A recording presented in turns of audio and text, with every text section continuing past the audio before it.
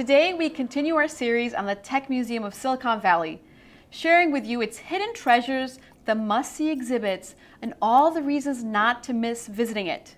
So we welcome Roqua. Thank you. He's been with us on the show before, and so for all our audience that didn't get to hear you before, why don't we start with what is a Tech Museum about? Tech Museum is about being that go-to place for science and technology where people can come to be inspired, educated, to learn about innovation, and certainly to inspire action. So some of the exhibits I think I've seen there, one of my favorites, you introduced me to last time. Maybe we should tell everybody about it. You must be talking about Ingenious Innovations, Islamic Science Rediscovered. Yes. That's where we take our visitors through the golden age of science, where you can learn about optics, mathematics, flight, and the like. And you should know that it is now free and open to the public. Everybody has to attend this exhibit. I was surprised how many things I didn't know about it. I'm sure a lot of people don't ask ourselves what is the history of innovation. So you definitely educated me the last time we were there. So that's one exhibit to see. So what else should one visit? Well, I have to tell you, there's always something new happening at the Tech Museum. We just recently opened a new exhibition. It's called the Tech Test Zone. You can actually go in and see prototypes of technology of tomorrow, today.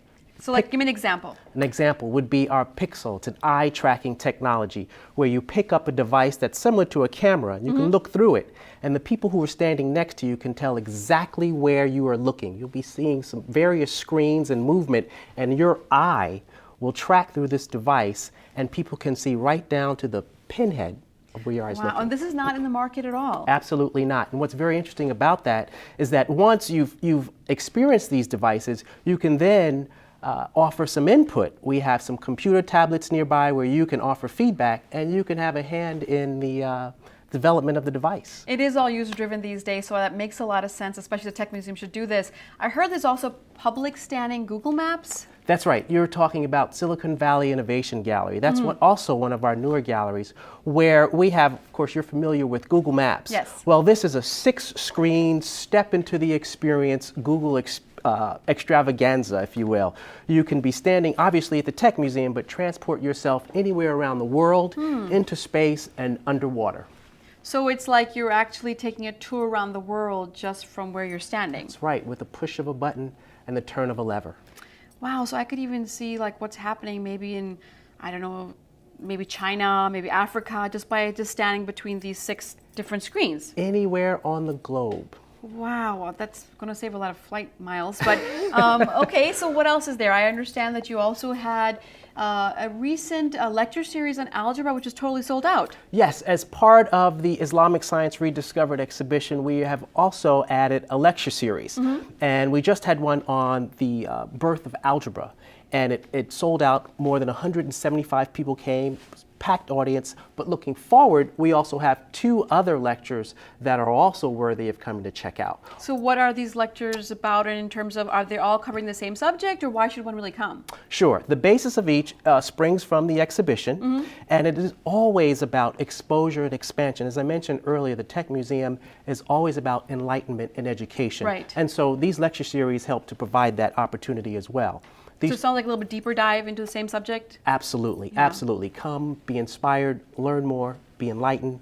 Yes. So what are the 2 upcoming series? The first is Muslims and how they view science and evolution. Okay. And the second will be in February, and that's on carpets and computers.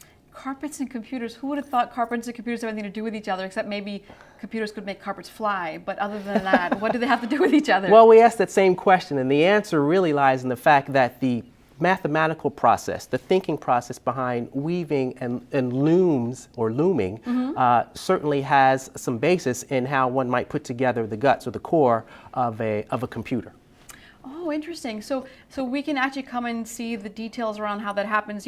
People like to come and talk about all the things that are happening in the world, but really it's not cool anymore to not really know what you're talking about. So I'm glad to see that Tech Museum is taking a little deeper dive into educating everyone. So in terms of the next thing, I also understand there was a Michael Wolff film that's coming out? That's correct. Michael Wolff executive produced a new film that's premiering in the Bay Area, and it's actually a mouthful, so let me get it right. It's called Islamic Art, Mirror of the Invisible World. Oh, that sounds interesting. It is. It's a fantastic film, 3 years in the making. It's a 95-minute documentary, and it takes us across Oh, several continents, 9, I believe, and there's over 1,400 years of history.